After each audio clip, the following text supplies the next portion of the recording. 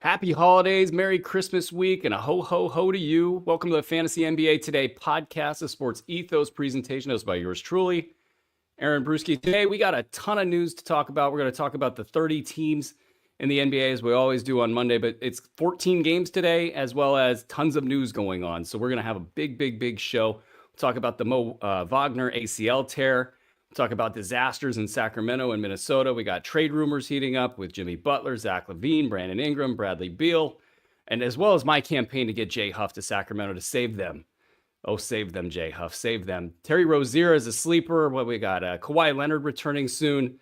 Santa Claus Aldama, Desmond Bain starting to heat up and on the injury list, as well as B150 stuff and some secret news that's not so secret anymore. But let's quickly say hi to our sponsor before we get to all of that. BetOnline continues to be the world's most trusted betting platform, your number one source for online betting. From the earliest odds to in-game live betting, BetOnline provides you with all the action, the ability to watch the games as they happen with the largest selection of odds on everything from football to NBA, college basketball, NHL, and UFC. Head to the BetOnline website today and don't forget to use the promo code BLEAV for your welcome bonus on your first deposit. BetOnline, the game starts here. Okay, as mentioned, we have a long way to go, so we're going to go in chronological order here, and we'll start with the Boston Celtics, not because I want to or because I think they're super exciting, but because chronologically that's where we're going here.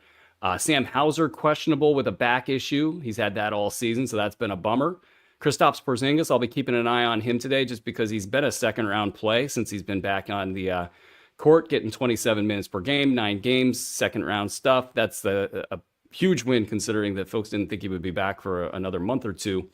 Jaylen Brown just outside the top 90. I thought that was a little bit noteworthy. Folks probably thought he'd be more of a top 60 guy, so I'm kind of watching that. Looking around the edges, Boston's just on cruise control as usual, but Orlando, as mentioned in the open, Franz Wagner, his brother Mo Wagner out with the ACL, Franz out, Paolo out. This Mo Wagner injury, though, opens everything up for Orlando. So it's actually, from a fantasy perspective, really good news. I mean, the Goga Patatse grab has been great. I think we were pretty aggressive there. So I hope a lot of you guys have Goga all over the place. He's been returning top 75 value this season in his 24 minutes per game. Wendell Carter Jr. hovering in the back end of the top 200. That number's a little bit faulty, because he has actually been playing power forward, not his natural position. He's had a lot of return games that I don't even know if they really wanted him out there. I think they needed him out there, and he also was playing to get back in shape. So I think that top 200 number, if we were to have that in reality, would be closer to 150, and he's been a top 100 guy in the past. So if he's going to be in the mix on a consistent basis, whether they start him or they bring him off the bench, however they choose to go about this, both of these guys are looking at about 24 minutes per game. You have Paolo Banchero back at some point here really soon, and that actually will maybe keep them at 24 minutes per game each, since it's going to crowd out that power forward position.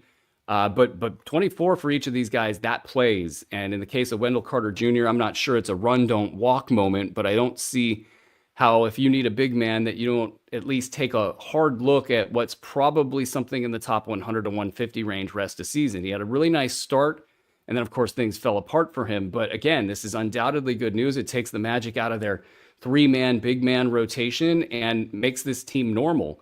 Also, in the meantime, Jonathan Isaac's been a top 175 guy in his 17 minutes per game. We all know what's up with Jonathan Isaac. He's not consistent. He's not, a sure bet to stay healthy. But if there was a time for him to reach up and have some decent value, this week would be a very good time for him to show it. Probably a little bit more exciting is the fact that Kentavious Caldwell-Pope has surged back into the top 125 in his 30 minutes per game. The numbers are really recognizable. They're very KCP-like numbers, but the fun thing here is he's only getting 8.7 points per game in the most recent measurement over the last month, and now another scorer goes down. So he could actually improve on the top 125 value. You could see him go up to the top 100, top 75 even, if all goes well. Orlando's going to need him to go, and especially if Jalen Suggs, who didn't play in Saturday's game with a right ankle sprain, he's questionable. Philip Rossman-Reich, friend of the show, said he went through his shooting routine in the walkthrough, so he, to me, seems like he's on track to play in this one. He's a tough guy, so he plays through everything. That's the concern here, is that he's going to wear himself out. And that helps bolster the argument that KCP is a decent grab or a decent player to have on your roster right now. So keep an eye out for Jalen Suggs. But KCP, if he's floating around waiver wires, which he has been over the last couple of weeks, I think he's been picked up in a bunch of places. But if he's floating around the waiver wire, you could go ahead and grab him. And I think that might have good rest of season value and a nice pop here. Right now, we got Gary Harris questionable as well. And then you get Cole Anthony going off in this last game here. 35 points, 8 rebounds, 9 assists, 2 threes, a steal, a block, and a perfect 7 foul shots in 28 minutes off the bench. That is not duplicatable, obviously. He's not going to go off like that. We've seen Cole Anthony go on little runs in the past. He's had top 50, top 75 runs every so often whenever he's been given the chance. But this is working out great for all parties in Orlando. They want him to pump up his trade value. And at the same time, he hasn't played it all this season. He wants to pump up his value in general around the league. He's a guy who can play, has some defensive deficiencies, but I think he's well positioned to have a nice week at minimum. And then we'll just see how things look when Banchero gets back. Does Jalen Suggs stay healthy? If those two things are true, then Cole Anthony, well, he might be playing in another location soon. But at that point in time, he's got some problems. But for now, I think this week, you got a nice shot at a player that could go off for the next couple games. Anthony Black started, and he played 18 foul-plagued minutes in Saturday's game with just 10 points, 1 rebound, 2 assists, and a triple, and that's it. I think he's too inconsistent to target over Anthony. Anthony's my target here, and I'm not even really excited about putting Black in a lineup, given the overall season value. He's just been a top probably 275 on the season in 24 minutes per game, and then Tristan Da Silva as well, same boat. Outside of the top 200 despite getting 24 minutes per game. But I would say Da Silva actually has a shot at having maybe 1 game value in this next one, 1 to 2 game value in these next ones, maybe in the top 150 range if all goes well. Let's move it along to Utah, where we're getting some late news here. John Collins is now doubtful with a hip issue, and Keontae George doubtful with an ankle sprain. So we're getting to some of that Christmas week reporting stuff over here, where you get guys taking games off before or after the break to kind of get a little bit healthy, and if there's a lot of travel to see family, teams will let guys that are more they'll be more likely to play through something. They'll let them off the hook and give them a game off around this time of year. So we'll be keeping an eye not on just Utah but everybody across the league for that kind of stuff. I would stay tuned to the Sports Ethos blurb feed. You can find that at sportsethos.com. The blurbs themselves at Ethos Fantasy NBA. And then if you have not done it already, download the free app that's got all of our news. You don't have to sift through social media and such. You could just get on the app and get exactly what you need super quick and just keep that thing on as we hit the 2 p.m., 3 p.m., 4 p.m., 6 p.m. Pacific time hours. So check that out. Walker Kessler, he's been scorching hot. He's been in the top 30 over the last, let's see here, top 30 on the season. Pardon me as my screen's going wonky on me. And as for Collins, with him, especially with this hip issue, he's been in the midst of a 4-game shooting slump, and he's had otherwise good numbers. So a little bit of a buy low moment here on a guy that I don't think people are ready to consider a early round guy. He's been that all season. I don't think they're ready to consider him as a mid-round guy, I think, even in some respects. I think people look at John Collins and think, there's the trade that's probable, and Utah's a mess, and they don't really trust him. And this to me screams buy low. I wonder if you could toss a top 80 to 100 guy with maybe a buzzier name and get John Collins in return. And that's maybe a little bit unrealistic, but that's kind of what I would start with, and then maybe move up the ladder a little bit from there. I think anything in outside of the top 50 would be in play for John Collins. Colin Sexton's been knocking on the door of the top 100 with 17 points per game, 4 assists and great percentages over the last 4 games. So making a little bit of a move there. He's been top 110 in 8 category formats. So he's back on the radar on those formats. And, as I've been saying all season, he's just got that history of top 75 production that he's, had maybe say 2/3 of the time over the last, say 4 or 5 years. It's not something that I feel comfortable telling you guys to go run out and do, because this is, again, Utah, and we just don't know how this thing's going to go. And he doesn't have enough value. He's not like Collins or Kessler or Lauri Markkanen, where that there's pop there. But he does have a history of it. So go ahead and check him out if he's on the waiver wire. And then Lauri Markkanen has actually had a really strong 4 games. And you guys know what to do with that, which is sell. Moving into the Cleveland side of the docket, you got Dean Wade questionable with a knee injury. Cleveland, they got Max Strus back in the last one, and he played 19 minutes in his first game with his next game off. So no real read on how that's going to look. And it looks like they're probably fine with easing him back in really slowly. They're winning games. No need to upset the apple cart there. The question of whether he will bring anybody else down, even if it's a round or two, that's what's on my mind there. I want to shout out Evan Mobley. He's been a top 20 value on the season. Donovan Mitchell, slowly on the rise. He's now top 24 on the season. I would expect him to continue taking the ball back from his teammates in the second half of the season. And Evan Mobley, what a value. And actually, he has more that he can gain. And man, if he really leans into, more offense there, I mean, he's got top 10 written all over him. So if you're able to grab Mobley in drafts, congratulations. We got San Antonio and Philly next up on the docket. I want to hit a quick sound setting here. My apologies to you guys for the little lull here, but I just want to get ahead of that because I know it's going to hit. In the last game, Victor Wembanyama had a 30-point, 10-block game. He had 3 assists. He had 4 triples. He was 10-11 from the shooting line.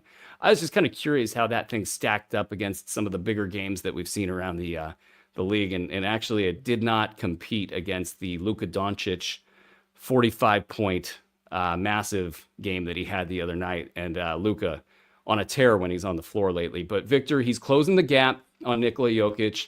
And that's why I had him at number 1 in the most recently released B150, which I think will probably have at least another week or 2 of a shelf life. So if you haven't had a chance to check that out, if you're a subscriber to the Fantasy Pass, you can just click right in and look at it. And if you are not a subscriber, considering getting a subscription, because not only that rankings list, but also the tools that were behind it, they're going to carry you the rest of the way this season. And with Victor, I think the probable improvement in his stats and the probable regression in Jokic's stats mean that from the date that I released it and even today, that I believe Wembanyama will actually have the better stat set and have the better production over Jokic. And unless you are too heavy in blocks, if you're too heavy in blocks, that math might change. But huge game, and we're seeing more and more of them, and it's all fun if you've got Victor.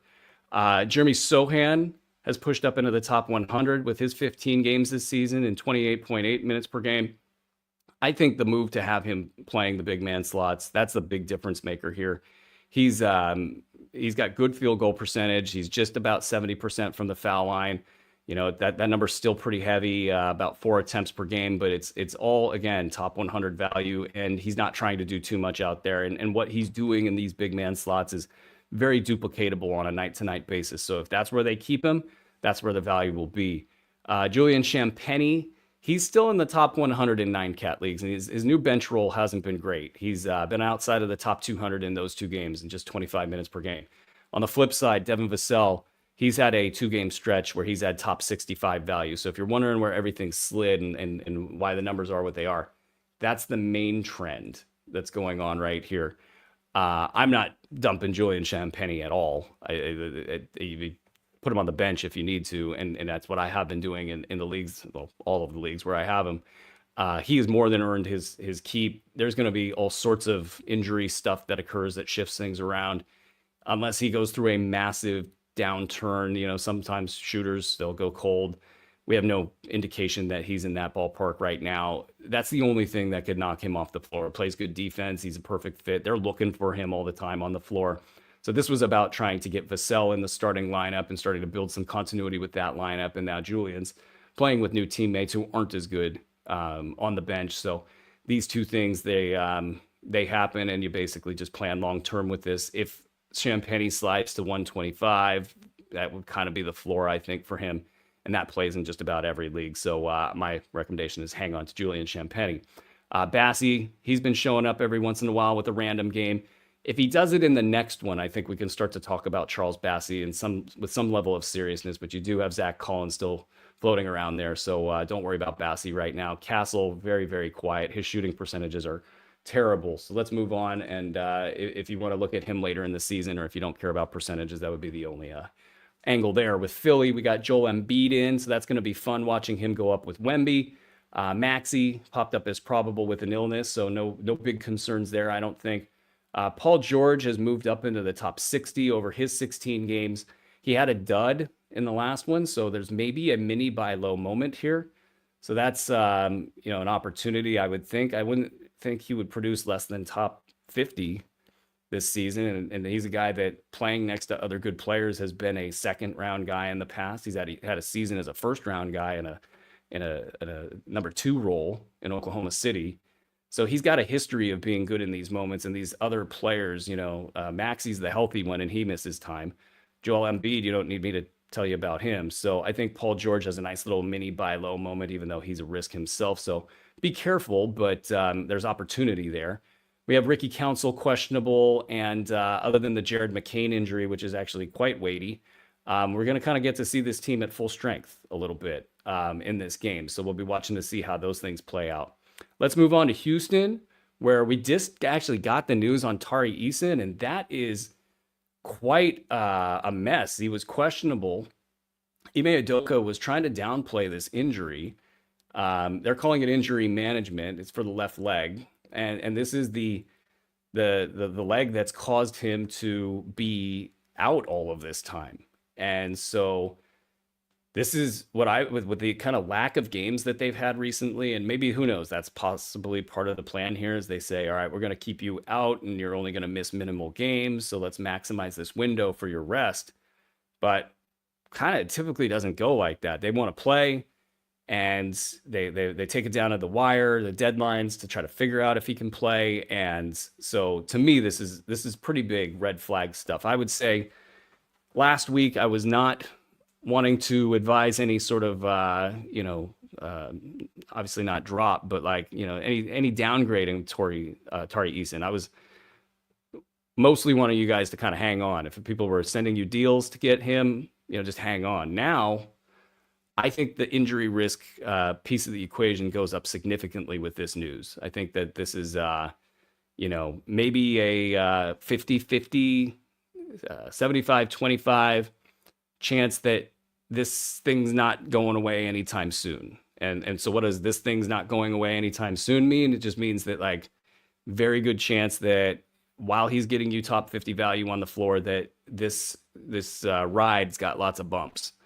And whether it's the slow games that look really, really bad or time off, that could take top 50 and make it play like top 100. And that's probably how I would tell you guys to evaluate him now going forward, is to just consider him a top 100 player. And if he does better, then that's just gravy. But I don't think you should rate him as a top 75 guy, like somebody that's just in the lineup every single day. We're in a big dip moment right now for Amen Thompson, who slid to just top 140 value on the season. This past week, he's been a top 200 guy by the dip, especially with this Tari Eason news. I think that makes it a little bit too easy to make that call. I think basically, you put your confidence in a player like Amen Thompson based on his skill level and the fact that Houston doesn't want this guy to completely disappear this season. That's not part of their game plan. So with or without the Tari Eason injury, it's hold and buy in, because this dip is going to be the bad part. And now the good stuff's on its way. With Tari Eason possibly not being healthy, that takes just one more piece and gets it out of the way. And if he gets a big piece, like a Fred VanVleet, then he's off to the races, and we can see real quickly how the top one, or probably top 50 numbers come in for him. In the good news department for the Rockets, Jabari Smith had a top 60 week with solid production across the board, so you get to kind of take a look at what things might look like for him when things are going well. Dylan Brooks also had a top 50 week, so if you went and streamed him, and if you're looking at potential streamer options in the next week or so, just give him a look, because the going is good right now. And the going will probably get bad here pretty soon, so don't wait too long if you're going to use him. On the Charlotte side, we got LaMelo Ball back. He had a rest game. You got Brandon Miller out with his ankle. He's basically day-to-day. Miles Bridges, he's been pretty bad this season. He's slid to a top 125 value over the last 15 games, and you got injury time in there, so your mid-round value has been playing like a late round waiver wire guy, so that's not great. I'm sure it'll get better for him. He'll probably be a top 75 guy when the things are going well. But if Charlotte starts to go train wreck, that's when he's going to start to go train wreck. So just things to keep in mind. Cody Martin's been a top 150 guy on the season with just 1.1 turnover per game. So this is nine cat format talk. He's had low end numbers across the board. So if you're looking for some replacements here, you got a low level replacement. Mark Williams, he has top 160 value in his small sample size of 6 games. So, but if you look at the last 3, he's been a top 90 value in those games and is 18 minutes per game. And that's exactly why people have been going through the hassle of dealing with Mark Williams, is there might be a top 90 or a top 75 player in there. And if he gets bequeathed the job, which is what it looks like, then he's got an inside track on getting that. Now he's going to miss games, and who knows with the back-to-backs, and Charlotte not exactly playing for things. So this is it's dicey territory. But if you can manage the games off, if you can manage the schedule, if you can, then you possibly have a top 75, top 90 guy in there. Conversely, on the other side, Nick Richards been outside of the top 250 over his last 4 games with just 19.3 minutes per game. That's not great. It pushes him down to a top 160 value on the year. What's really killing him is he's shooting 70% from the foul line with 5 attempts per game. And I don't know how he's getting to the line so much or if that's sustainable.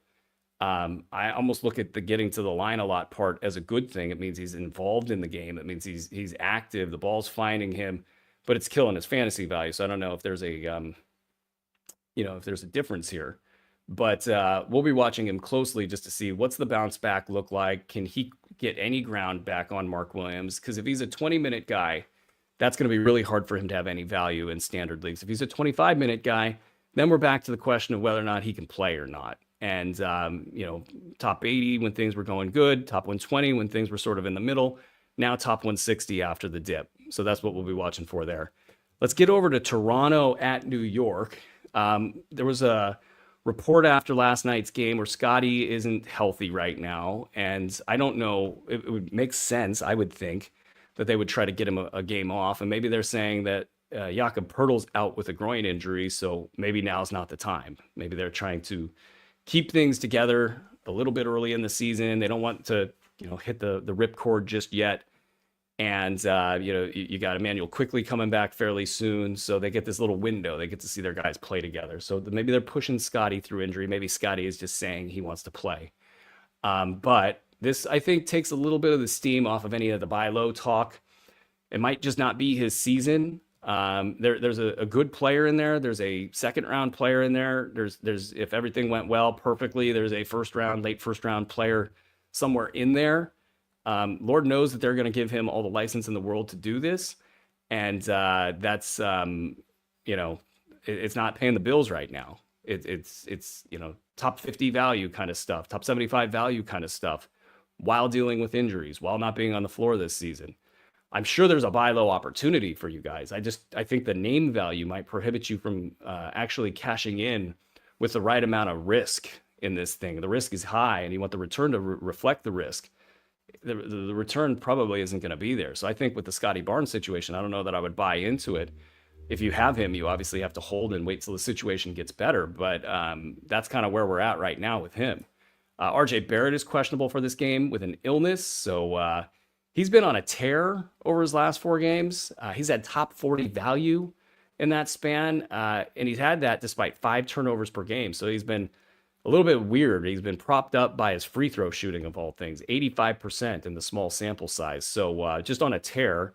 And I suppose you want him to play when he's going good like that. Bad RJ Barrett might be right around the corner is the other way to look at that. Kelly Olynyk might not play in this one, but as the time we started recording, nothing had hit in the injury report. And it's the second game of a back-to-back. So he had a nice little game in the last one. And that's the message there for Kelly Olynyk. Evaluators is that the trend is going up toward good Olynyk, and we're starting to hit this point in time in the season where you might actually look to a Kelly Olynyk to stabilize your team. You got a lot of young players. You need some offensive flow. He's a guy that can handle that, and if he's about ready to hit the gas pedal, he's got potential top 75 value, top 100 if things are going well, top 125 if things are kind of sort of baseline at 22 minutes per game. and not a lot of downside. If he's not playing well, I don't think they'll keep him on the floor. Something's probably wrong with him. He's probably hurt. So right now, the Kelly Olynyk situation that was very iffy, it moved toward a lot more stable. And so if he's floating around on waiver wires, I think you got to probably pick him up. I mean, you don't get too many top 75 potential players in a season. So unless you're just rolling flush with top 75, top 100 guys, I think Kelly Olynyk is a strong pickup in most situations. So we'll be watching that one real close because there's a lot of people wanting to know if that's going to continue, if there's a chance for that great Kelly O upside that we've seen in the past. Grady Dick, Ochai Agbaji, both just cruising around as late round plays. Mobo getting minutes, not producing. And I don't think that that's changing anytime soon. But his role, as we talked about Saturday with Mike Passador, his role is different every game. So that might be why the numbers aren't there. And I also think that he's not playing all that aggressive because he's just trying to stay on the floor. So it is what it is. He's just not getting points or primarily any production. So we'll just keep moving and not really look to Mobo in most formats. On the New York side of the line, there's nothing to talk about there. I just want to shout out Josh Hart. He's got a mid-second round play this season, and he's doing it in 37 minutes. He's played 27 games. I mean, this dude is a rock.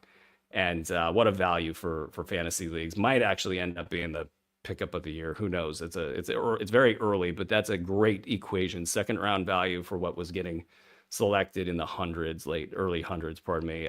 That's just great. So that's all I'll talk about there.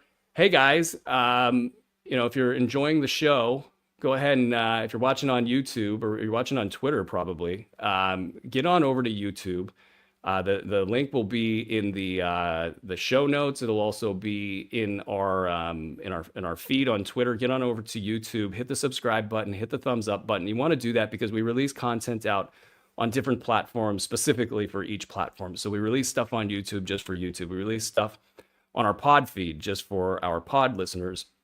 You want to get connected into all of these. So if you're watching this on Twitter, head on over to YouTube and make sure that you get all checked up so you guys know what's up. Let's get into Minnesota and Atlanta. For Minnesota, I really don't want to talk about these guys. I think it's so brutally obvious what's been going on there. The Julius Randle situation, I don't hate the guy. In fact, we talked Saturday with Mike about how he's a really friendly guy, it appears. But he had a nice little story about meeting him in the airport and all that. But it's obvious what's going on here. We got a good number out of Dante DiVincenzo in the last game. He's been bad this season. Everybody's been bad this season. Top 190 for Dante DiVincenzo on the season. 100 for Randall. Naz Reid, 130.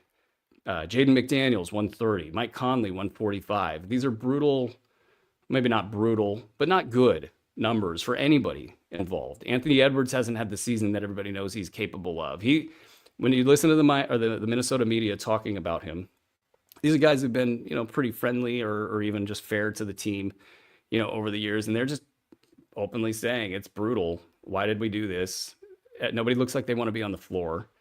And so that's the one pin that you can pull to save the season. So I don't know how Minnesota is going to get a deal done or if they even understand that they need to get a deal done, but their entire team is suffering.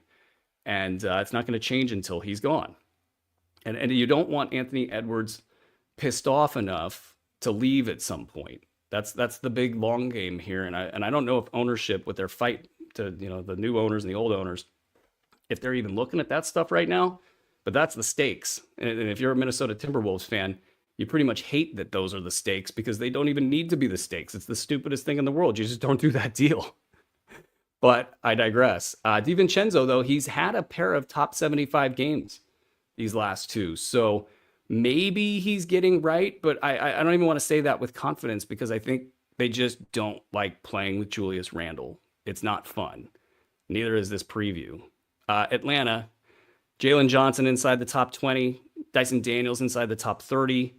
Trae Young starting to kind of get a little bit better with top 50 value, though that's 4.6 turnovers per game in 9-cat formats. So much more valuable if you're managing his stat set more appropriately. But those three guys are kind of upward or trending upward. And then DeAndre Hunter, he tweaked his ankle in the last game, but he's been a top 75 guy this season. So it wouldn't be shocking if he popped up on an injury report at some point, but he didn't appear to be too bothered by it. But he's an injury guy. And if he goes, you start to see Bogdan Bogdanovic maybe get a little bit better. He's questionable for this game with a left leg injury, and he's been fairly bad lately. So we got to see something good out of him pretty soon. And if DeAndre Hunter's ankle is the thing that maybe spurs that along, that would be great if you got Bogdan Bogdanovic. I think you kind of hang on with Bogey for another week, maybe two. But if it's going to be the case that the good times are top 100 and that the baseline is top 125 and he has injury issues and he's starting to slide from there, then you start to look for greener pastures. You got Larry Nance on the radar, and he's actually now a top 90 guy in his 18 minutes per game in his 12 games this season. So he's sort of morphing back into always top 100 value Larry Nance, from about 3 seasons ago, where you just knew he was going to be a top 100 guy if he stepped on the floor. And so that's sort of what we're seeing here. Now, Onyeka Okongwu will be out or probably will be back in a few games. So we have a short-term window here for Nance. I don't think he's going to play his way into a consistent job or anything like that. Okongwu, the question is does this week off help get him, say, 4 weeks back on the floor without hitting the injury report? If he's going to be on the floor and off the floor, his top 150 value just isn't getting it done. So I think if you are looking at some hot free agent out there and you've got Okongwu just burning a hole on your roster, I think you should probably look for some other centers and then be able to take advantage of these other pickups rather than playing the 150 game with injuries. That's just not enough value there. Okay, let's get to Brooklyn and Miami. So we got Dorian Finney-Smith is now out with the left calf issue. So that's maybe trade related, maybe not. He's been a top 50 guy over the last 4 games, so that's clearly where the value is heading. It's not been great over the last 2 games. So the 2 games prior to that were actually better than these last 2 games, just top 130 over these last 2. So up and down as it is for 3 and D guys in this league, but maybe you're able to squeeze something out of that for the next couple weeks. That said, if he's basically, one of their top 2 trade guys right now, they might just keep holding him out with a left calf issue. So it's going to be hard to milk that value as well as like anybody else on this squad. You got Day'Ron Sharpe leading the pack with top 170 value. Claxton right there with him, top 170 value over the last 3 games. This spot right here. Simmons top 190, Clowney top 210, Milton outside of the top 225, Keon Johnson outside of the top 300.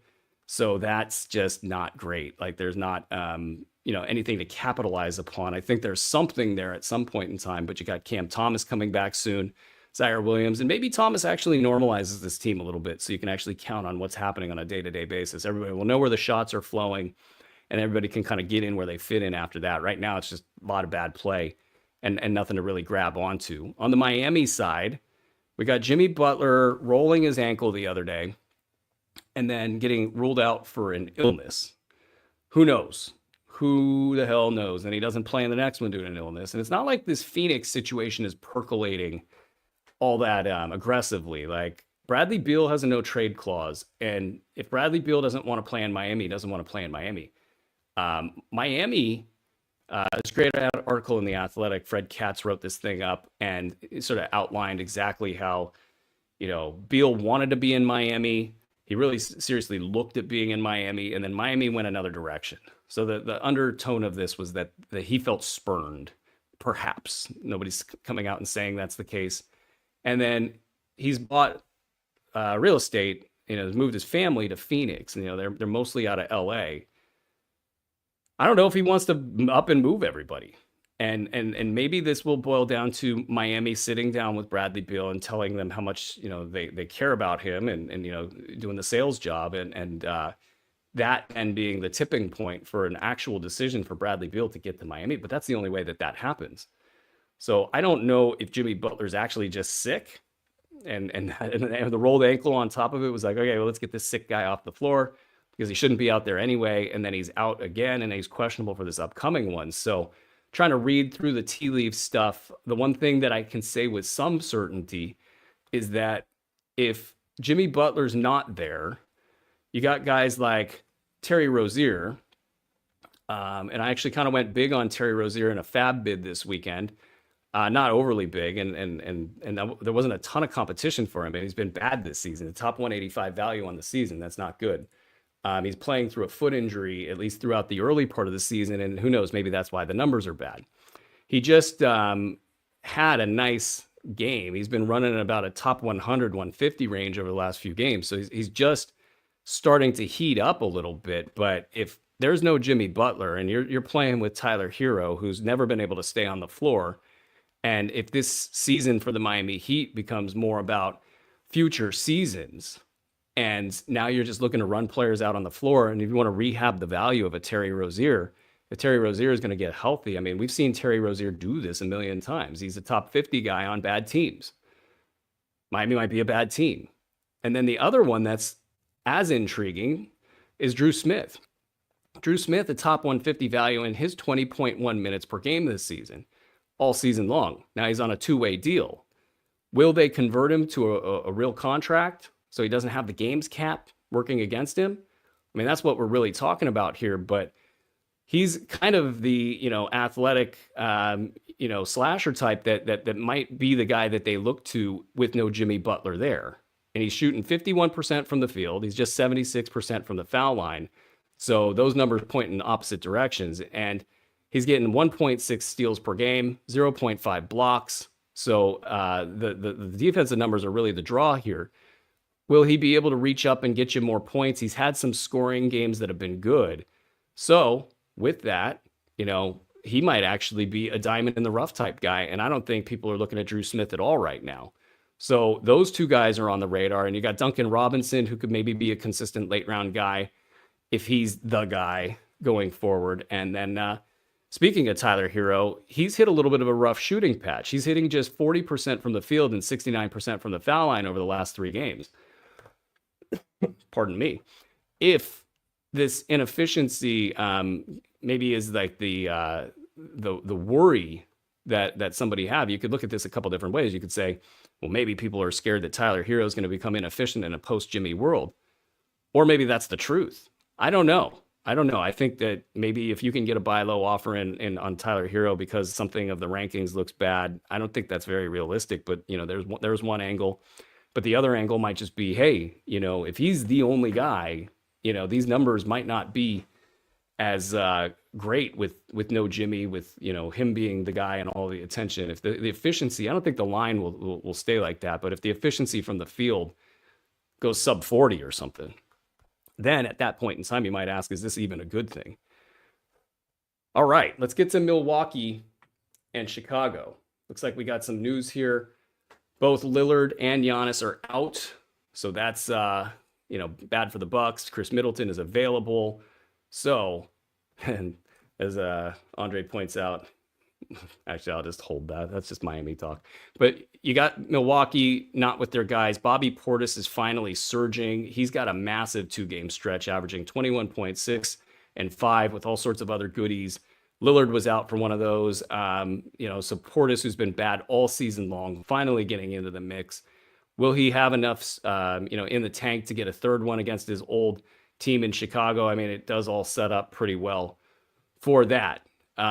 Should you run, don't walk to go get Bobby Portis? I don't think that's the case. I think when the going's been good for Bobby Portis, he's been a top 100 guy. He's had some seasons where he's played all games and then clawed up to being a top 50 guy on the basis of top 75 play. So I guess top 75 is his ceiling. But are we really going to say that he's going to get his ceiling with Lillard and Giannis and all that in the fold, and all season he's been outside of the top 200? If you want to take a stab for 1 week here, that's obviously the move. But I think people are asking the question, is Bobby Portis a good rest of season play? And my answer to that is I wouldn't rate him above the top 150 just yet. If he's turned a corner on something, then that would be wrong, and he'd be either a top 125 or 100 guy. But I just don't see the context for that. Middleton, been a top 160 value in his 6 games, despite hitting just 35% of his shots. So he's in the action. He's not playing well, and he might actually be decent in this one if the ball finds its way to him, which it probably will. Nobody's really stepping up into the void, though, in Milwaukee. I mean, you might look at Gary Trent for 1 game. He might be a good DFS play. You might look at AJ Green. He might be a good DFS play. It's just nobody's stepping up into the void, and that's the story in Milwaukee. With Chicago, we got Josh Giddey questionable with his ankle issue. This one's the ankle that's been the problem, so we'll be watching that closely. He's actually been pretty good lately. finally gets that season-long value up and over the cut line into the top 135. I would assume he started to slow down a little bit with the top 100 stretch over the last 3 games, and that's kind of what he's been on the season. So if that's his floor at this point, that's actually a huge win, I think, for Ayo Dosunmu. The buy low on Kobe White is still out there, and I think it's one of the better buy low values that you can kind of get into right now. He's been just a top 90 on the season, pretty slow lately, dealing with some injury stuff. You might want to really key in on the injury stuff to see if there's anything serious there. So far, it doesn't look like it, but as a young guy that could be given the reins of this team and said and told, hey, do what you did last season, which was more of a top 50 value, I think there's a good margin there for folks on a buy low for Kobe White. Jalen Smith, he's the guy that we watched probably way too much, considering he doesn't really produce and he's hasn't been productive for a while. In fact, his productivity to hype rate is terrible. But, we're all looking to see, does Vooch get moved? Does something happen with Vooch? Does Chicago, quit and play the young guys and all of that? And it's never been their MO. So it makes it even funnier that we're going to put this much time and attention into Jalen Smith. But I would point out that he's actually hadn't been that bad. He's been in the top 215 despite, barely playing. And that's really the draw there, is if he can get 20, 25 minutes per game, he can be a late round guy with some mid round upside, especially if they're going to actually cut him loose. Somebody's got to cut Jalen Smith loose at one point in his career. And I don't know if I would go weighting him as a mid round guy with upside at that level, even if he does get the ball and go. But, when you're looking for big men on the waiver wire, it can be a little tough out there. And Jalen Smith is the guy right there that we're going to keep an eye on and make sure that works out for him. Lonzo Ball, questionable with an illness. He's actually been pretty good when he's playing 17 and a half minutes per game inside the top 200. That's not bad for a guy that most folks didn't even think he would play basketball again. Let's move it into Washington at Oklahoma City. We got Washington with Brogdon returning and doing that thing where he kind of ruins everybody's value. He's been able to knock guys like Justin Champagnie back. Bub Carrington back. His stat set's bad, so it's going to be bad when the going is bad. Talk about Carrington in a second, but with Champagnie, he's been fairly consistent in his time on the floor. It's not saying a lot. He's played like 9 games at 25 minutes a game. He's still top 100 over that span. Top 165, I believe, over the last couple games. So Brogdon's back. That's not good for anybody. It's not good for the Wizards. It's not good for the players on the team or their fantasy values.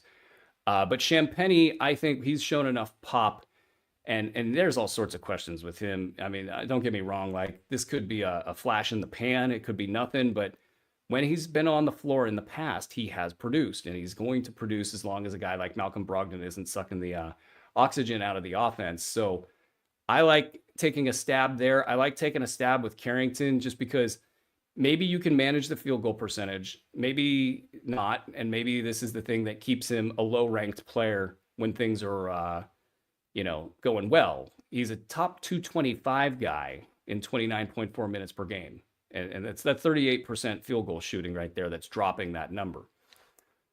If his shot diet changes, if he gets into a better rhythm, if something good happens for the Washington Wizards. But the key thing that I see for these guys is if they just play in a lot of junk games where defensive stats become easy, teams start, then nobody's getting up for the Washington Wizards. There's a world here where all of these guys, including like Bilal Coulibaly, that they just have an amazing late season experience in fantasy leagues. We see it every couple of years where there's a bad team that actually profiles well from a fantasy perspective, and then it works out real well for folks. I tend to think it's actually the opposite most of the time. Bad teams usually ruin people's fantasy value, even if big minutes are going to bad players, and you say, even those teams have stats. Usually it's bad. I think, you kind of want to take a chance in a situation like this and see if you can somehow either manage the field goal percentage or just get enough value in general, because they're just out there getting pinball numbers. Coulibaly's been inside of the top 50 over the last couple of weeks, top 95 on the season, a prime example of why you just kind of hang on through the mess. They've given him an ultra green light to shoot, and I don't think Kyle Kuzma, it feels like he's not coming back to Washington at all. He's been out with a rib sprain. That could easily be real, but Kuzma's been, all over the red flag radar for all sorts of different reasons for a while now. And shout out to the folks in Sacramento that think that that's actually a good trade target. That's hilarious. But he's probably not coming back. So it again opens the door for all of these guys to walk in and be valuable for the second half of the season. So we'll be watching out for that. Jordan Poole's starting to slip a little bit in 9-cat leagues, which is top 65 value on the season there. Those turnovers starting to rack up. So Jordan Poole, after his fast start, a lot of people evaluating him as in kind of early round, even like second, third round guy. And those valuations tend to stick. People don't follow the adjustments. They're not, dialed in like that. And maybe there's some sell high value there for Jordan Poole. Oklahoma City, they're just rolling. Shai Gilgeous-Alexander, top 3. Jalen Williams, top 12. Isaiah Hartenstein, top 55. Lou Dort, top 80, with 0.6 turnovers in a 9-cat league. So the turnovers are important there, getting you 4.3 cash counters per game. That's steals, blocks, and threes. Lou Dort doing just fine. Cason Wallace, 2.4 defensive stats per game. Top 115 value, doing just fine. Though that said, Alex Caruso just got his big contract. Maybe this is a little bit of a turning point for him. He's been a top 130 value in his just 20 minutes per game this season. And so showing you why everybody's excited about him in fantasy leagues. But, maybe the big contract was the sticking point. And now he's about ready to step into the money and be more of a 25-minute per game guy with a little bit more consistency. It's hard. He's getting, he's taking football hits out there on the floor every single game, which is why he's on the injury report. And speaking of the injury report, Jalen Williams is off the injury report. So the other Jalen Williams is returning to the fold as if they didn't have enough players in Oklahoma City. Let's move along to the Los Angeles Clippers at Memphis. So we're going to get Kawhi Leonard back at some point. And, one of our favorite rising stars in the industry, Law Murray, is targeting December 27th. I don't know if that's an official target, but that's kind of what he's intimating in his work for Kawhi's return. So, we're going to get our, last chance for anybody if they're sleeping on this, which, maybe they just think Kawhi's never going to play again. And if they're sitting on Norman Powell, Ivica Zubac, they don't know that these guys are going to take a dip. They've actually been helping any sort of sell high position that you might want to cultivate by being awesome over the last few games. They've both been like top 20, 30 guys over the last few games. Maybe that's them actually trying to get their shots in before they know that this is all going to turn the other direction. So we'll keep an eye on all of that for you guys. Not too much going on there. Ivica Zubac is questionable with a calf injury, so that's not helping that equation very much. But who knows? Maybe he'll get out there and go and help you with your sell high offer there. But mostly you're just going to kind of hang on. You knew this dip was coming, and that's going to be that. On the Memphis side, hopefully folks didn't panic on Santa Claus Aldama. I know, yes, hold for applause. He's been putting up top 30 numbers in his last 2 games, and it was really easy to probably get scared when you saw that little mini dip that he had. And, maybe this was just a flash in the pan. They're getting a little bit healthier. Jaws playing a little bit more often. Maybe Desmond Bane will play a little bit more. And Aldama will be back into the late rounds. And there's been a lot of times that Aldama's gotten an opportunity and he hasn't really cashed in on it. He's been outside of the top 150 during those stretches. And it's just the page has been turned. The lights on. He's a top 65 value on the entire season. It's hard to see 65 turning into like 150 or something. It feels like Aldama is here to stay. And that's great. It's a huge win for a guy that was very low rostered and also, really late selected in drafts. So good job, Santa Claus Aldama. Now, Desmond Bane is an interesting one because he's now questionable with an illness. And the timing on that isn't great, but he's on a little mini heater here. He hasn't played a lot, but he's hitting 62% of his shots over the last 2 games. He's got 6 combined steals and threes per game. It's a top 15 mark over his last 17 games. So this is, or probably 7 games. So it's, this question is fascinating to me is, okay, he's top 75 on the season and is 28 minutes per game. He was drafted to be like a 3rd or a 4th round guy. Is this a sign that he's ready to go? Is this the right time for a buy low on Desmond Bane, especially since he's hitting the injury report again? Or is 61% shooting not sustainable? Is it, small sample size theater? Is there not enough, is there not enough meat to the bone here for a guy that's been injured all season long? He's got a history of foot injuries. The questions surrounding Desmond Bane and his health, they got a little bit less loud last season, but they're loud again. And that they didn't even get less loud last season. They just was really good there for a bit. It's Bane, as a potential early round guy, that's sitting out there for somebody with more stones than me probably to go out there and grab that. And it's it's sitting there, but there is at least a sign that he's going to be that guy going forward. So we'll be watching that very closely. Similarly, Jake LaRavia has had a top 40 stretch in the last 2 games, so he's been red hot. He hit this crazy 3-point shot. You got to go check it out wherever you get your highlights. And Zach Edey has been outside of the top 200 in his last 2 contests, but his first game back was good. LaRavia. Did I go LaRavia? Oh, those damn Spanish classes are killing me. LaRavia, everybody. But Edey, these 3-game numbers, they wash out to top 130. I would call that a win for Zach Edey, but not great if you were hoping that Zach Edey is just going to rush back in and be a top 100 guy with some upside beyond that. That's what he was drafted for in a lot of cases. But if you want to measure him as a late round guy, that's probably what you should do. And he's been exactly that once you average everything out. My guy, Jay Huff, is out with that ankle injury. That sucks. The timing on that, I think he needed to sort of protect his ground to stay fantasy relevant, mostly a top 175 guy, but he's doing it like 3 minutes per game. So there's the draws, is that maybe something breaks loose for him, and then you've got a guy with a sweet stat set. And by the way, Sacramento, if you want to save your season, do whatever you got to do to make that deal happen. It's probably something like a late first round pick, or maybe you got to figure something out. Go figure something out. That's the one guy that is not expensive as all hell, that gives you the shot blocking and the shooting and the lateral quickness that you need to play next to Domantas Sabonis. And that's the reason De'Aaron Fox, we'll get to this later, but that's the reason De'Aaron Fox is a little iffy for Sacramento. Shout out Jaren Jackson. You're doing great as usual. Portland at Dallas. And then, hey guys, it looks like we got a really big audience here. So I'll probably take a quick chance to remind you guys. We released a new app. If you guys want to check out sportsethos.com and see what we have to offer, there's a great subscription that gets you access to all of the intel that's behind all this stuff that I'm talking about here online. Our tools are managed by people who basically, they do this for a living, and this is their number one gig, and they're awesome at it. And it's Vegas grade projections we use here.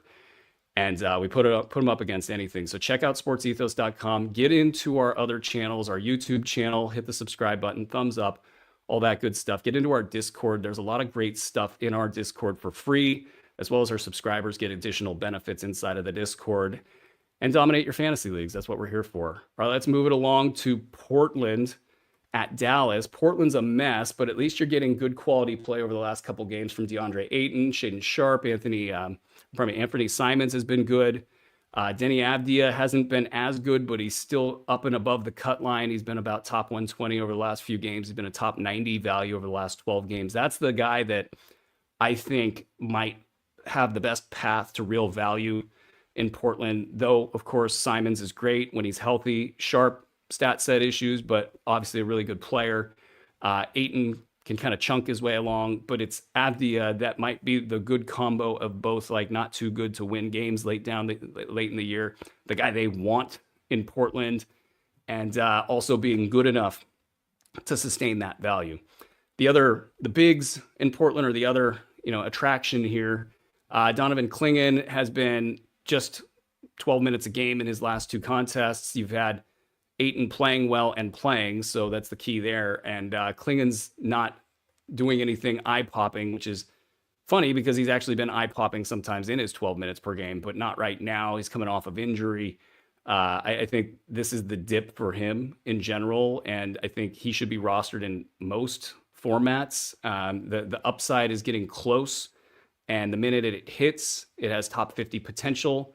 Think Walker Kessler type stuff in Utah. Does he have risk? Yes, he has risk. Is he a big time injury risk? Maybe.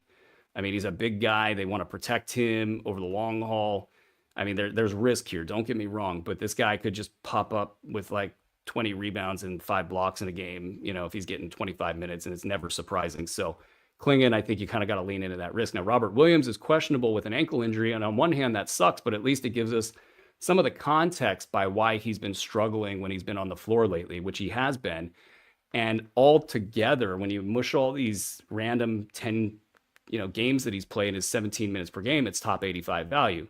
So that is actually much more realistic. It's in line with what we were talking about, how to evaluate Robert Williams when he had those crazy games early on is, maybe a mid-rounder, could be a late rounder even, but maybe a mid-rounder that takes games off. So you kind of got to evaluate him as a late round guy with some upside if everything goes well. And it's really hard for everything to go well for a player like that. He's already beat up, and then it starts, hitting other parts of the chain. And so nobody's gonna try to gamble with that even. And they're trying to hold out and see maybe they can trade him to a contender and all that good stuff. So I'd call him a late round guy with a lot of upside somewhere in there. And that upside is very low percentage chance to hit, like 25% chance to hit. So take all of that and put it in your pipe and smoke it. Dallas has Luka's got big averages right now over his last 6 games. 31 points, 11 boards, 9 assists, 3.3 steals, 0.7 blocks, 4.3 triples.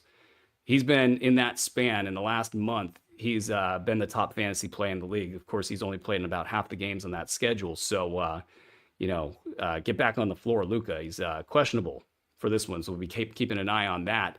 Klay Thompson's been on a little bit of a heater with top 75 value over the last 7 games. That's coming at 52.4% shooting. So this is the up part of the roller coaster ride, and he'll be on the down part here fairly soon. So maybe you want to ride that for a couple more games, but get ready to hop off the ride. Daniel Gafford had a somewhat decent game. He had 13.6 boards, 2 assists, 2 blocks on 80% shooting in his 19 minutes. That somewhat stops the bleeding after a really terrible week. This terrible week has moved him to a top 115 value on the season, and it's just 1 turnover a game. So think like very late round value for him. And it's because of the blocks. The blocks are way down. If it gets disclosed at some point that he's dealing with knee issues, it wouldn't be shocking to me. Elsewhere in Dallas, PJ Washington over the last 3 games has really slowed down. The correction has started there. I think you probably want to evaluate him as top 100 to 125 going forward. Let's get to Phoenix. It looks like Devin Booker didn't make the trip to Denver. Grayson Allen, who's in the concussion protocol, didn't make the trip. Not surprising there. I ended up actually, believe it or not, moving off of Grayson Allen in a couple leagues. My thinking there is that I'll just be able to pick him up next week, maybe even a week after that, whenever the concussion stuff works its way out. He was also in a little bit of a dip, and I think the question for him is whether or not he's going to be in the top 125 to 150 range, which is where I think he would be in a dip. Would be in a top 100 to 125 range. That's, I think, probably the likely scenario. Or would he have something above that? And you got guys that, like Booker, are going out of the game. You got Bradley Beal, who's kind of a question mark right now. Would a Jimmy Butler in Phoenix be any different than a Bradley Beal? Maybe not. He holds the ball a lot. So does Bradley Beal. Tomato. But Grayson Allen, I think you can drop him if you want to go get another big free agent, knowing that he will be available to you. Nobody's really talking about him except for me. Tyus Jones been top 50 over the last, month or so. So he's been rolling. Royce O'Neal, pretty much top 75 all season. So don't undervalue Royce O'Neal right now. That ride could go for the rest of the year because they like him there and he fits what they need to do. And unless they go get a couple extra players, I don't know how they would do that. But if they did, then maybe you could talk about him fading. But I don't think there's any chance of him fading at this point. Let's get to the Denver side, and we'll note that Jamal Murray has had a nice little run over his last 6 games. He's been a top 24 player. He has missed 2 games during that span, but Jamal Murray's starting to heat up. Russell Westbrook heating up. He's on a top 125 run in the last 8 contests, despite 3 turnovers a game, and he's doing it in just his 29 minutes per game. So he's been good lately. It's been some 64% shooting from the field over the last few games, and he's been a top 50 guy over those games. So I don't think that's sustainable. But if Russell Westbrook carved a consistent path for value out the rest of the way, with this team sort of lacking something, I mean, the locals are all up in arms about this team, and the there's something wrong department. And if I had to guess, it has to do with Michael Malone and the drama between Heat and the front office. And it always plays out like this. The front office is doing something not great, And Michael Malone is not able to say nothing about it. And then he speaks up, and then they're like, we got to figure out what to do with Michael Malone. And then he goes and he wins a championship in the next place. That's how that usually works. Christian Brown, a top 125 value over the last 7 games. Peyton Watson and Aaron Gordon are really struggling. And maybe, just maybe, in these next few games, they might catch their wind and do something a little bit better, because those numbers actually don't really pencil out. I think those two are ready for a bounce. Let's get to Indiana at Golden State. Indiana, the Tyrese Halliburton stuff is really interesting because he's a top 25 guy in the season, but he was drafted to be a first rounder, and he's had a month of top 10 fantasy basketball under his belt. So if you rewind the clock and go back to 10 games ago when he had that homestand, and it was very questionable whether he would be top 40 top 40 on the season, top 30, top 20, and everybody's screaming to buy low. Well, of course you're going to buy low, but what were you willing to pay, and how much were you willing to pay? And the devil being in the details there. And we advise you to buy low before the homestand. Well, that's a very good time to do that, and it ended up working out really, really well. And so, can he keep it going? Some interesting stuff happened this weekend. If you were listening to my Twitter feed, you would have seen all of the tweets, and they weren't really about him, but he was the big story, I thought, from the Indiana side. He didn't play like over the top well, but he played aggressive. The team played aggressive. They win in Sacramento, and everybody on that Indiana team's been collectively trying to get Tyrese Halliburton out of this funk, and I think they knew how important this game was for him because of all the Sacramento stuff and the big trade that happened a couple of years ago. This was a big game for them. They turned the corner, they get the win, and they were partying on the floor. In terms of vibes, this might be the moment that the Indiana vibes change, and they're one game under 500 now. So if they can then get a win and then start to win again, I think you might be looking at momentum for this Indiana basketball squad. And what is really, who does that matter for? It's not all these guys down roster that are, just kind of struggling to stay above the cut line. It matters for Tyrese Halliburton. If he's going to be a top 10 the rest of the way, that is awesome. That completes the loop, and it might not look great for the season long numbers that he had such a big dip in the beginning part of the season, but we can't do anything about that now. It's just, how do we evaluate him going forward? And I don't think people are ready to evaluate him as a first round guy going forward, but that is where things are heading if the vibes continue to head this way. All right, we got 5 more viewers to get 500 live here. So let's see if we can get 500. And if we do, then I don't know.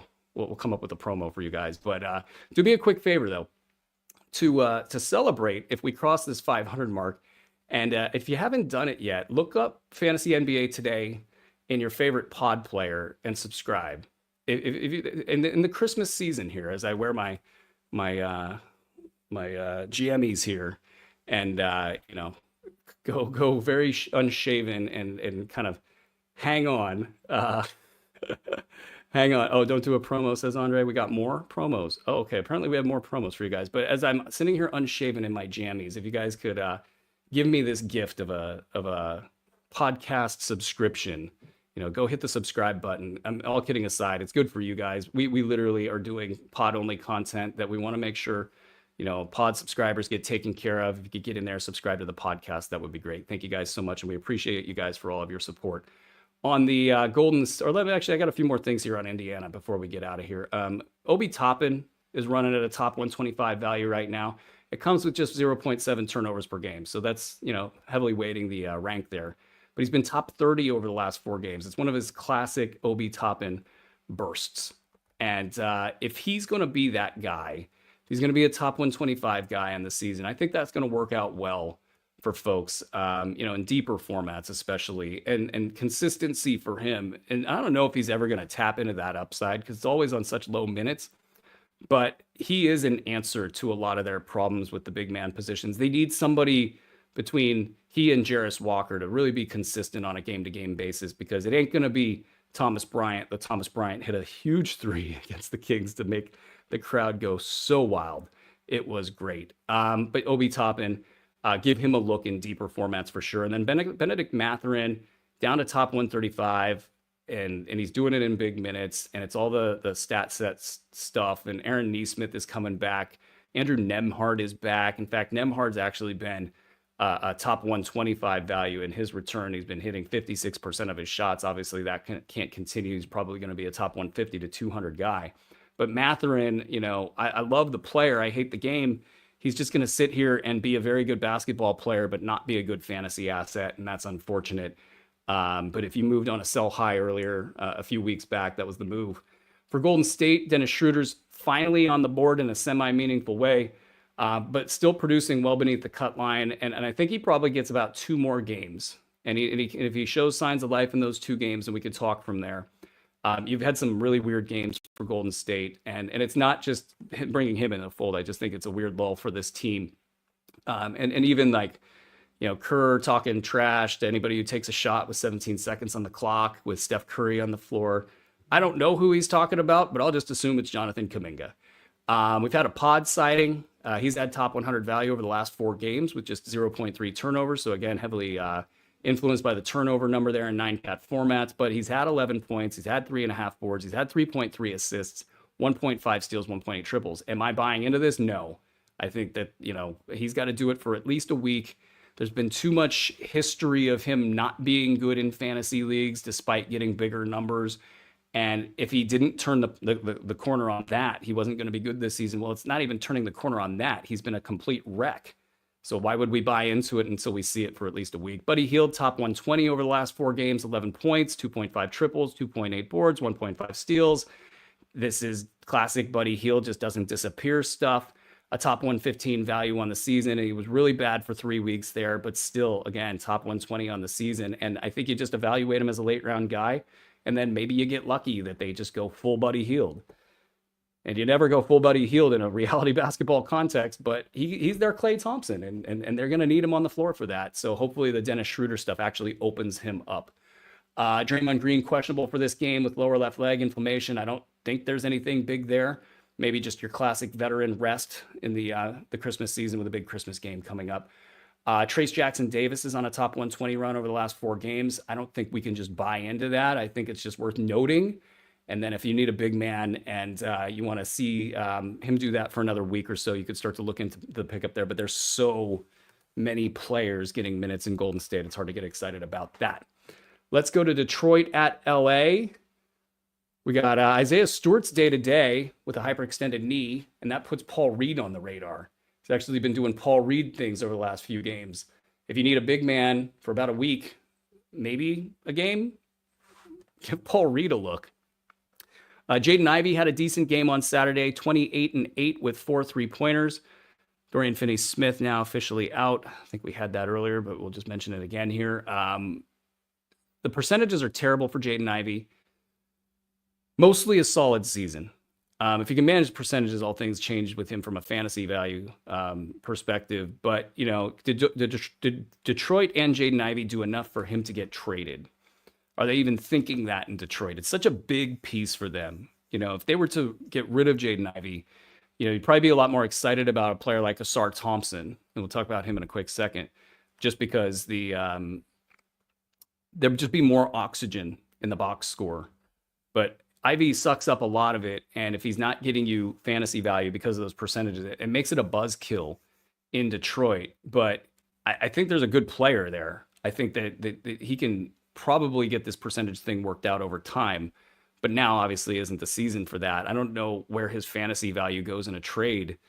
The name's probably bigger than the game, but he had a good one on Saturday, so we'll just kind of give him his props for that and move on. As far as Asar Thompson goes, super interesting. If we kick out his first game and leave him with 3 games, including the big one, he's a top 165 guy in 20 minutes per game. Okay, so small sample size theater, but we're kind of working with small sample sizes with him in general. In the first half of his rookie season, first third, really, he just was great. He looked like he had top 50 written all over him. Then they didn't play him. And then obviously injuries. What is he? I mean, we're seeing this with Amen Thompson right now. What is he? But with Asar, huge game back. Then when we go to the last 2 games where he's been back down in the top 275 range, we're seeing the same stuff that's plagued him throughout time. In terms of being a real fantasy value. And so if we just kind of blanket consider him to be an upside guy, I think that's a little bit much. Like if he's an upside guy you got to kind of rate that as like, there's a 10% chance, a 25% chance that he actually steps into this fantasy value. I think we know he can do it.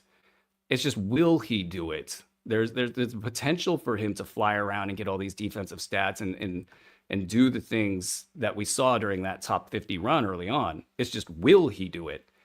And I think you gotta really factor in the likelihood that he won't into your add drop stash discussions. Then this Jaden Ivey thing, I don't think it's too related, but it would help, I think, rather than hurt if he was indeed traded.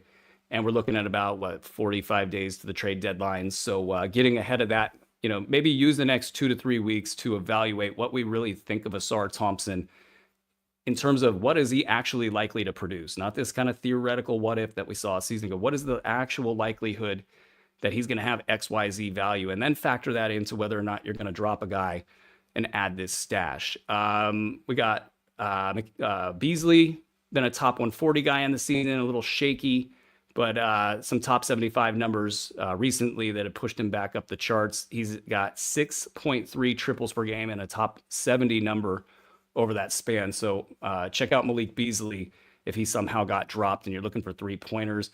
And some signs of life for Jalen Duren. He's averaging 11 and 11 over the last 3 games, so some top 100 numbers there. And it's kind of sad that we're mentioning that, because I think a lot of people, last year myself, when he was really, really good, thought that he had a big future in fantasy leagues. And right now he's just been struggling to stay relevant. So top 100 actually makes the cut.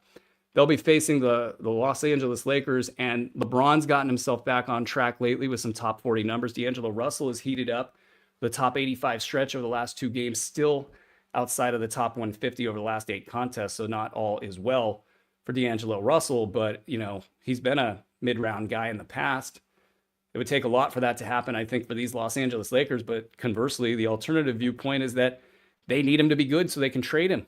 So maybe you can catch lightning in a bottle there. Austin Reeves inside the top 100 for the last 2 games, playing well. I mean, I watched those games, the Kings games. I mean, he was very effective. He just, didn't produce at a very, very high level. And then top 65 over the last 4 contests since returning from his fall. So still a ton of buy low potential for Austin Reeves. I think people are not convinced that he's anything but a late round guy right now. And I think he's got a mid-round floor with early round upside. So see if you can get in on Austin Reeves before that starts to shift. Rui Hachimura inside the top 100 over the last 8 games. So he's been consistently getting it done. And I don't think people were ready for that. Deep leaguers, keep an eye on Gabe Vincent. He's actually starting to knock on the door of 150 value. He's been getting you 3.9 cash counting stats. That's why this has been happening. So a lot of good stuff from Gabe Vincent in those 2 games against the Kings. Yes, it's his hometown, so maybe a little extra motivation there. And of course, the issue with him is always his injuries and not much more. Max Christie not really getting it done, top 200 with his minutes lately. Dalton Connect way off the radar. Anthony Davis questionable with an elbow. LeBron questionable with a foot injury. So we'll get those injury reports and we will take it from there. Okay, we got 2 more teams that are missing. We'll go to the Sacramento side of yesterday's game against the Kings. Obviously, there's a lot going on in Sacramento. In fact, I had to start my car and move it because that's how we make sure that my kiddo doesn't think that I'm here. If he thinks I'm here, he's going to run in and try to be on the show. He hasn't made his appearance just yet, but that will happen before the end of the year. And it'll make for great TV, kind of really, not really.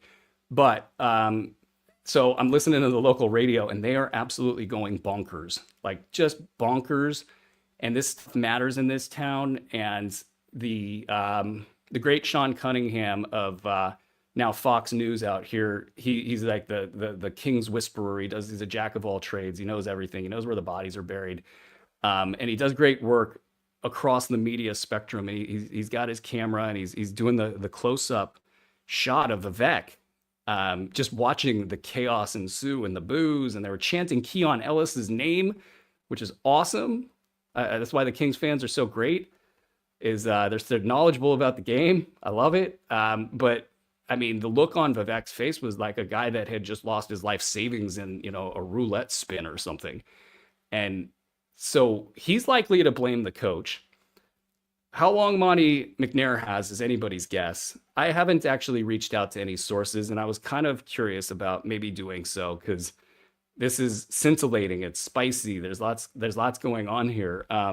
This team was on its way, in their minds, and this Domantas Sabonis issue that's at the center of it is the stuff I've been tweeting about since the trade happened. Is it's hard to build a team around a guy that can't protect the rim, and it's also hard when that player gets all of the accolades and then they get the contract extension that was guaranteed to hit that takes up such a high percentage of the cap. And now a guy like De'Aaron Fox knows that he can't just go out and they can't go out and get a player to bring him in very easily. And there's questions about how much money that Vivek actually has to invest in this team, and that's been the story also as well. Since he bought the team, it's a lot there.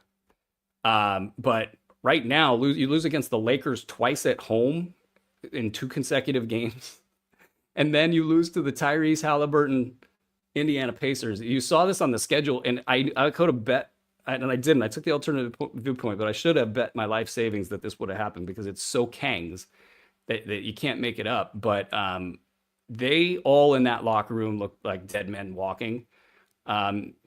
The interview, also Sean Cunningham of Domantas Sabonis, looked like he was not just in pain because he's got an ankle issue, he's got a back issue. And these things actually, for a guy that's pretty much invincible, these things look like they're actually hindering him, and he's playing through it. And by the way, that player, Domantas Sabonis, is a pleasure to watch, and he approaches the game so well.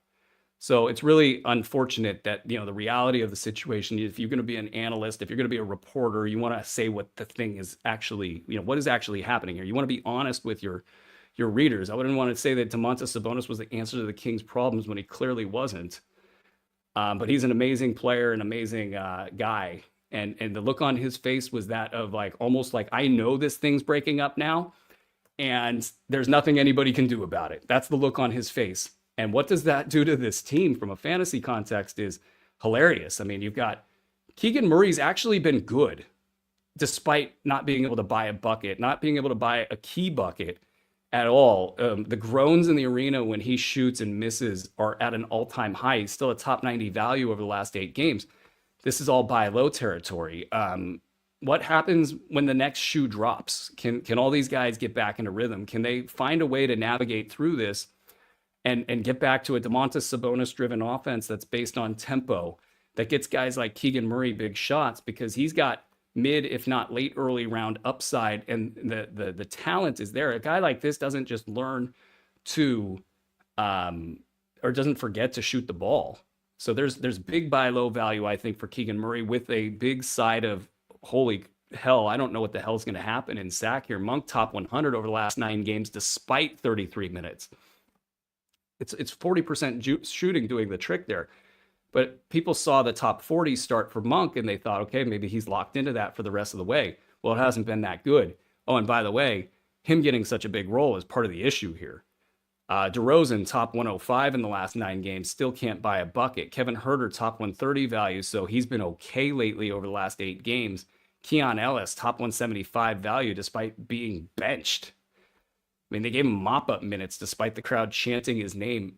If you want one pin to pull, it's play Keon Ellis 30 minutes a game. And of course, the fantasy value would be there if they did that. That's your Kings update. That's all I got. New Orleans, Trey Murphy dinged his ankle at the end of the last game. So we're going to watch him over the course of the week. They don't play until Thursday, so I'm kind of optimistic that he plays in that one. He's been a top 50 value on a per-game basis this season, top 20 over the last 9 games. That's why I ranked him so high in the B150, and that's why when he was sitting down there at top 115, I was telling you guys to buy. DeJounte Murray up to top 75. That'll continue to climb. Herbert Jones, a top 100 value over his last 8 games. I think he's ready to strike. Yves Missi, top 115 with the 1.2 turnover, so mostly a late round guy. But he's been really poppy lately. I think he's just going to keep sliding or keep going. Brandon Boston, he's been bad. Jordan Hawkins has been good over the last 3 games. I think there's enough space for both of them to be good late round guys down the rest of the stretch. All right, guys, we're going to start wrapping things up here. Really, really big thank you for such a big show. The viewership is real good here. Appreciate you guys. Make sure you subscribe to the Fantasy NBA Today podcast so you never miss an episode. Follow us on all the social media platforms at Sports Ethos, at Ethos Fantasy NBA. If you're watching live, don't forget to subscribe on the YouTube channel. Thank you, Andre, for a great show. Thank you guys for being a part of this journey. We want to build something great together. Go download the free app and get all of this goodies, and there's nice tools in there as well. This episode was presented by Bet Online. Until next time, ladies and gentlemen, be well. Merry Christmas. Okay, guys, we're going to do some questions here. I hope you didn't hop off the show. That was just to get the pod feed out. All right. Shamanis, 29, 9-cat, 12 teams. Should I trade away Jeremy Sohan and Cam Johnson for Paul George?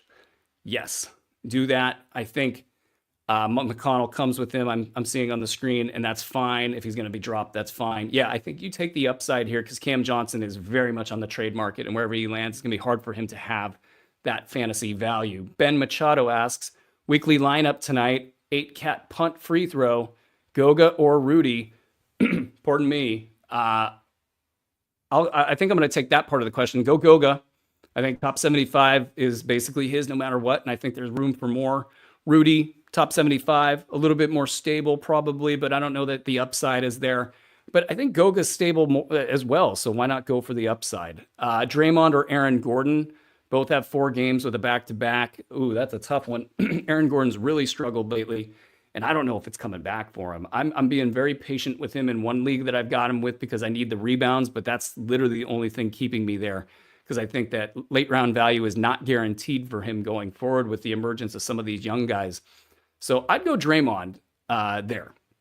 Steve Sloan asks, is John Collins a shutdown candidate? I'm flirting with trading Hartenstein for John Collins as he fits my build better, and I'm the man. Well, I love the compliments. Thank you very much. That'll get read on air. Such an egotistical thing to say. Okay, so flirting with trading Hartenstein for John Collins. I don't know that I would do that just because I love Hartenstein.